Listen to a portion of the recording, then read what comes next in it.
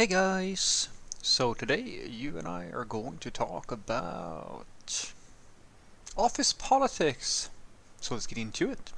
So the question in question was, Dear Frederick, how do you deal with office politics? I deal with it by being likable, or trying to be likable. And I do so by adopting what I call a corporate persona. It is by no means my idea. It is the essence of what every actor does in a movie. It is, well, to the extreme, of course, but more close to home, I think, for most of us. It is the one and only thing every single person who works in the service industry has to learn how to do to keep their job. Because when you see these clerks who always smile, or the waiter who's extra nice, or things like that, some of them are genuinely like that all the time, but quite a lot of them have to adopt those sort of mannerisms, because basically that is the backbone in every interaction that they will have with their customers. And since the customer is always right, which we admit the important part of that is in matters of tastes, I learned, well, that means that they have to be nice all the time, even when they don't really feel like it. And I do exactly the same thing. So, something that I learned the hard way more than once, I'm very sorry to say it took me a few years to figure that out, but now I feel like I've learned from those mistakes, was that I treated my place of work the same way as I treated my personal life, because I'm one of those people who I like to be genuine as much as humanly possible. I try to just be myself. And I figured out very quickly that that works really, really well for some people. And for some people, it creates friction to the point where you would not believe the sort of shit I've seen happen, due to the fact that I have this weird idea that just doesn't fly with all the people. And it was only after a few years I started to realize that the problem is that, sadly, and I actually explained that to a coworker of mine, because he had struggles with this as well.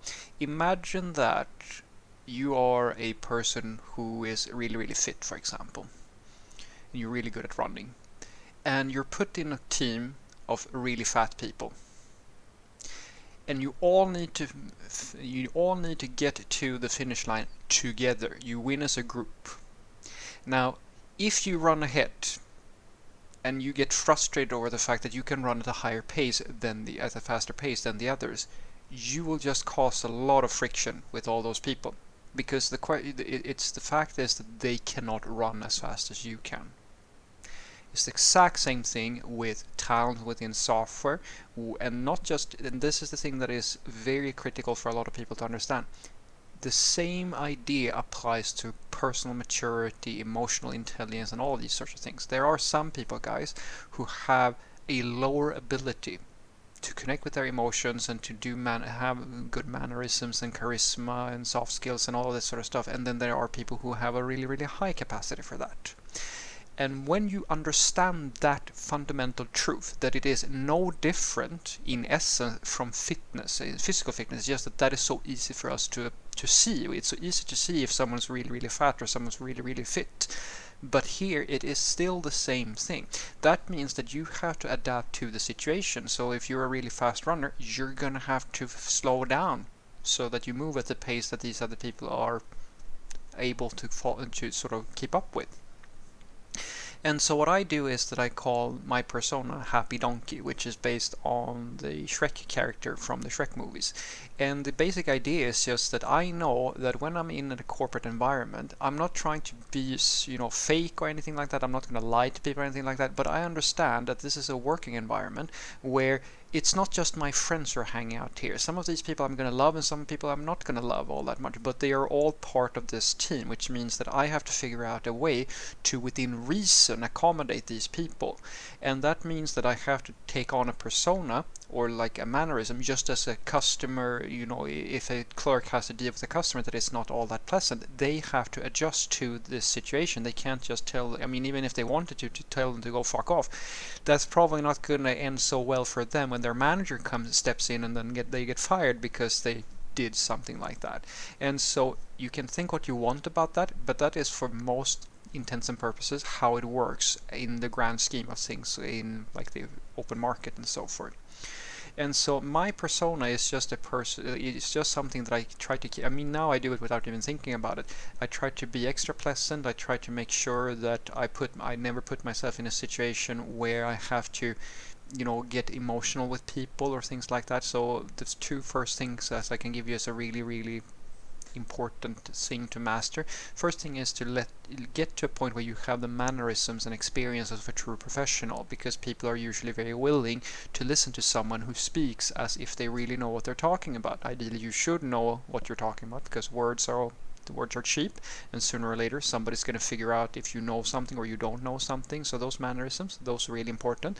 And the other part is that they usually want to listen to people who they can build up a little bit of a trust with. So if I know that if I treat people fairly well and I try to smile, I try to be accommodating and understanding and things like that, and that is really only possible if you detach yourself a little bit, because there are some people who, they will get angry with their coworkers because they're too slow, or they don't do a good job, or let's say that they like misbehave in some way and so forth. These things are completely, they are normal feelings, and I tell you here and now, the difference between you, the big difference here between like having that state and really mastering office politics is, can you detach yourself from that situation and just act as a true professional? In other words, instead of getting angry, instead of doing the thing that I tell,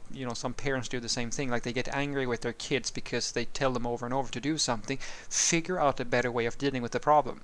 And with your kids, it might be that they get a timeout on the first tell off instead of waiting until you get angry. You deal with the problem before you emotionally get invested. In my situation, if I have a coworker who is misbehaving, I go to their manager immediately. I don't even wait. Like for, I'll talk to them, and if I feel like I can't like socially deal with the situation without getting emotional about the thing or so forth, I know that it is important for my future at this company to be detached, because if you don't do this, you become someone who's angry or negative or things like that. That will affect other people around you. So you can't just isolate your behavior to one individual, because you're part of a group, and your brand as a person gets affected by how you treat other people. Even if your manager sees you being someone who's always complaining and very angry with people and so forth, that has an effect.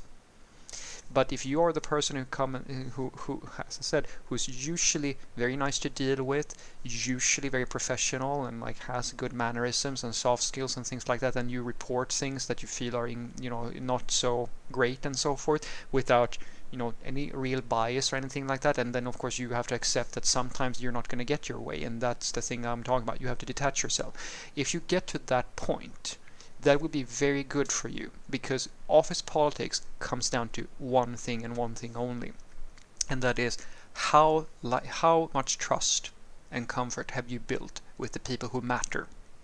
Because whether or not you get to use, like, you get the buy-in for one of your ideas, or if you get to A or B or C, or like, because these things are not things that every single engineer I know of, like, you keep on talking about, oh well, you never get time for refactors, or we get never time for this and so forth and so forth. These are the topics I talk about when I say soft skills.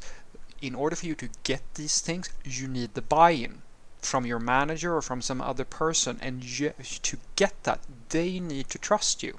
They need to believe you when you say that this is important, because if they knew that this was obvious, then you wouldn't probably have the discussion to begin with. But you need to convince them, and convincing people is a whole lot easier if you have a personal brand that resonates really well with the people who matter in any given context.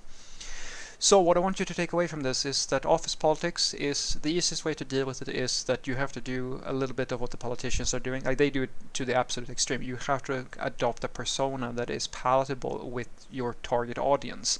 And in a professional environment, you can make up whichever persona you feel like. Say mine is, as I said, happy donkey. I just picture sort of what would that character do in this sort of situation.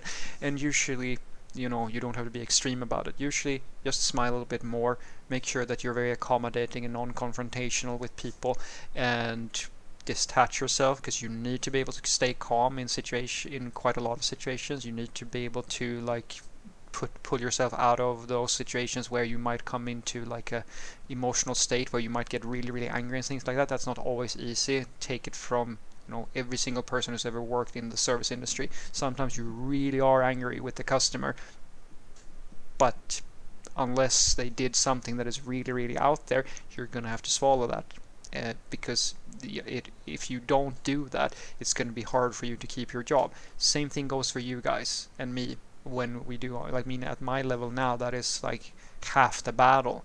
If you, as you can imagine, if I'm going to work as a technical leader, which is one of the roles I have now, if I'm gonna, they pay me enormous amounts of money to based basically on trust. They look at my CV, they hear me speak, and so forth and so forth. But I mean, these managers, they've never coded a line of code in their entire life. I could just be bullshitting them and be really charismatic. They have tested me, they've tested my tech skills and so forth, and they like my mannerisms and so forth. But at the end of the day, it's a gut feeling. It is a gut feeling that, like, when I say that, oh, our department should do this, or we should do that, or we should invest in that tool and so forth, they trust me. And that trust is everything in office politics. Have a great day.